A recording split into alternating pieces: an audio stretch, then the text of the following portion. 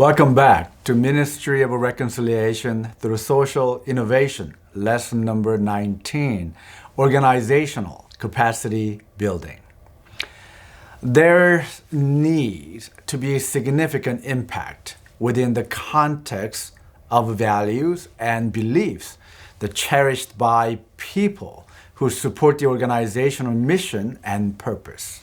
This is why organizational capacity building OCB is crucial component and viewed in the context of organizations' objectives and values. It is about creating an organization that has the ability to make serious impact on its desired mission. So organization can be measured, OCB, to demonstrate the effectiveness and efficiency of the organization. So you will use the following equation. First, to demonstrate your capacity through your effectiveness and efficiency. And effectiveness is talking about qualitative success. So when you demonstrate your impact and your outcomes, such as are we increasing the knowledge? Are we enhancing the skill set? Are we influencing their attitude? So when you're able to demonstrate your impact and outcome, you can demonstrate your effectiveness of your ministry, qualitative success. And also you need to demonstrate efficiency of your ministry, which is quantitative. So when you focus on like inputs, activities, and output, you can demonstrate your efficiency of ministry. So when you both focusing on qualitative and quantitative, effectiveness and efficiency, you can demonstrate your capacity of your ministry. So when an organization is able to demonstrate its capacity, financial support from internal constituents and the community will happen as byproduct. But we often think that financial resources as the first priority, that without finance, nothing can be accomplished. Well, in my humble opinion, it is not.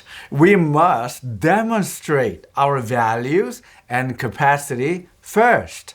Then the support, financial support included, will follow as a byproduct.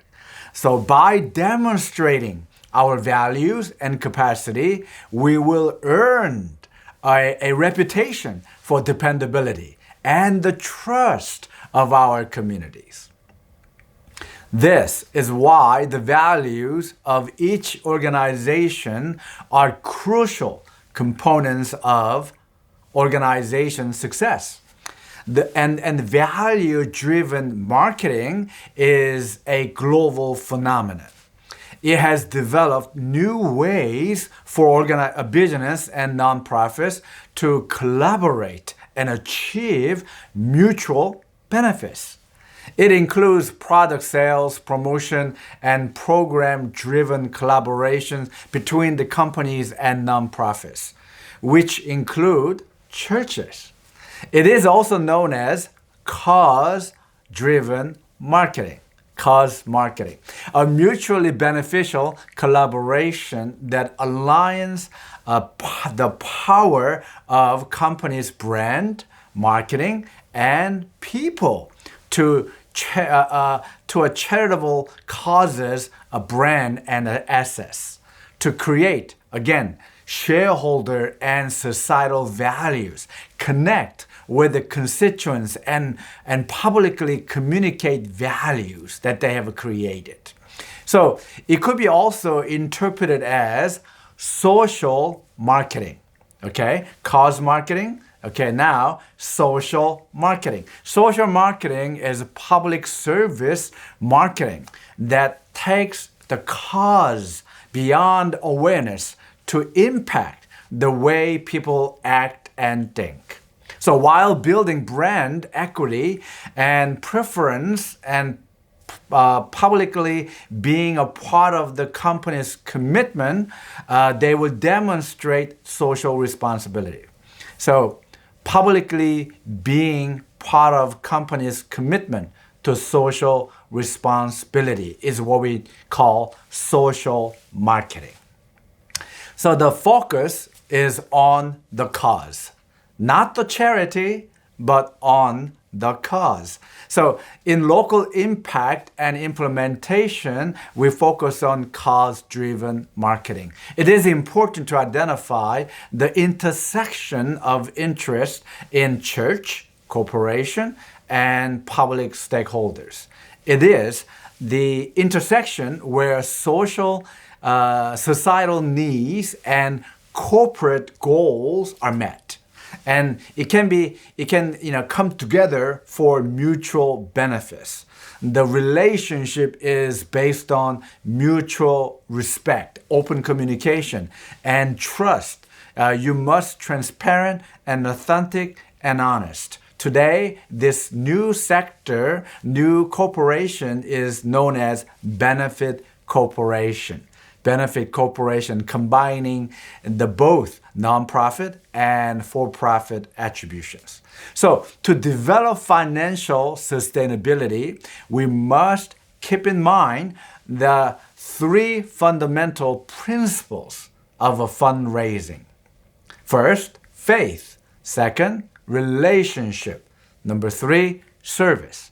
So first, faith. It is God who works in people's hearts. God is the one who motivating them to give. It is my responsibility to pray for them and ask God to work in their hearts. Second, building relationship. This is about developing a lifelong relationship between the constituency and the organization, building personal relationships and having heart-to-heart communication. And the last, service. It's an opportunity to serve. It's a developing and creating opportunities for people to serve God and His people. It is to providing giving opportunities to assist people in wise estate planning and to provide counsel on total giving. Through value-driven marketing strategies, we could reach the public in non-traditional places like shopping centers, car dealers with ads, marketing places, products and events, and so forth in a civic life. So mission-driven marketing offers visibility, public awareness of issues, and an innovative way to reach a broad base of customers and consumers with important educational and action-oriented messages. That is why, selling like pink jelly beans for the American Cancer Society, yeah, it works. And instead of being passive, like come and see, we must be proactive in reaching out to people where they are. So value-driven, cause-driven, mission-driven marketing should focus on building a relationship and making a connection with the constituents that involves their active participation and engagement. So Dr. Peter Brinkrup presents the essential components of this relationship. So employees, for instance, it will help attract and retain and create employee pride because they are part of this, social engagement and they feel great making a difference in their community, contributing in a positive impact. And then community, of course, they begin to see the organization with a face. You see, so it's like through this market-driven, value-driven marketing, you are earning the right to operate, like a license to operate in the community. You are demonstrating your dependability and trustworthy. And of course, stakeholders. Usually, corporation is for-profit company and has responsibility to return on investment to shareholders. But they are not just benefited financially, but also, again, the sense of a pride. They are making a difference. They are contributing for societal benefit. So that self-actualization, rewards that they received indirectly through value-driven marketing is phenomenal. So again, value-driven marketing can enhance a company's ability not only to achieve profit, but also demonstrate their trustworthy, integrity and dependability and greater brand values. This is why we must develop reasons why someone will support our organization. We as a church, as a nonprofit organization. If your organization does not have a solid case, your philanthropic, potential is limited. And as in science, an organization must work on the following components to enhance its capacity. First, mission. Your mission statement must communicate with your people. Why do we exist? What is the need and why is it important to meet that need? Your mission statement defines the human or societal needs that are central to your organization and must explain why those needs must be addressed. Second, goals. What are we going to accomplish? How is our mission carried out? This is long-term engagement with the big picture. And then number 3, objectives. How are we going to accomplish goals? So the goals are the big picture and the objectives are details, implementation, how we're going to achieve that goals that we set aside. Number 4, programs and services. This area, the list, your entire program, your ministry, and what is involved in providing the program and services.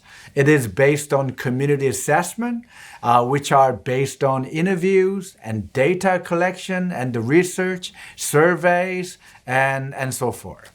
And number 5, staff, qualified staff. Who is going to accomplish the programs and services?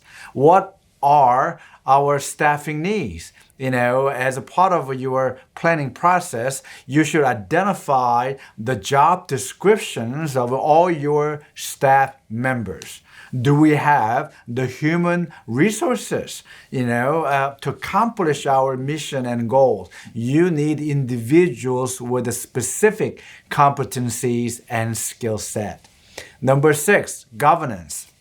What is your structure of organization? The governance is leadership, and it is a core issue for philanthropic success and campaign planning. Do you have an active board? Will they lead your next campaign successfully? So you need to define how your governance structure is established and exercised. And number 7, facilities. Where are we providing the services? Do we have the physical resources to address our mission? If you don't, you must strategize how you plan in the future to address those needs. So is that going to be at your church or civic organization? Is that private or public sector partnership? So where your services will be delivered. And number 8, finance. Through knowledge of a financial state of your church, thorough knowledge of a financial state of your church is essential in determining your readiness for fundraising. you need to let your constituents know that you are responsible with the funds you currently have, and keep excellent financial statement and annual reports, give income progress report and the cost analysis report. You have to be, transparent. You must demonstrate how you have reallocate your financial resources with a high degree of integrity and honesty. And if you do not, measure your degree of integral transaction, and then you will have lots of financial challenges. So we must be transparent and honest. Number 9, strategic planning. You need a current and regularly updated statement of needs. So strategic planning is not something that you do once in 5 years, but it's a journey, it's a progress, it's an ongoing process. So what are our program needs? Because our society's needs changes. So we need to be relevant to societal changes. Are they, endowment or capital needs? What is the strategic game plan for the next 3-5 years? You must have a game plan for your organization, your ministry. And number 10, evaluation. Again, formative evaluation and summative evaluation. It is to uphold the accountability with your internal and external constituents. If you are ready to encourage, philanthropy, you must also know how your organization and its philanthropic programs will be accountable to those who support it. So you have to demonstrate your effectiveness and efficiency, quantitative and qualitative, success, that impact that you are making. And number 11, communication. Is the public aware of your programs and services? And do they support your ministry? You should explore multiple opportunities to utilize the media, the promotions and campaigns. And so you need to share your success and failure and challenge and opportunity in multiple ways. And so when you are more transparent and people understand the opportunity to make a difference, they will support your effort. And the last but least, number 12, history. History is really substantial. It substantiates who you are and why you exist. So you should develop an organizational portfolio and demonstrating your capacity and competencies over the years, right? So how you began and why you exist in this community, and what are the ministries and the programs that you have developed and initiated, and how you made a difference, and which area of communities' needs, the challenges that you have become, subject matter expert. The people begin to rely on you for advice and counsel because you have demonstrated that credibility over the years.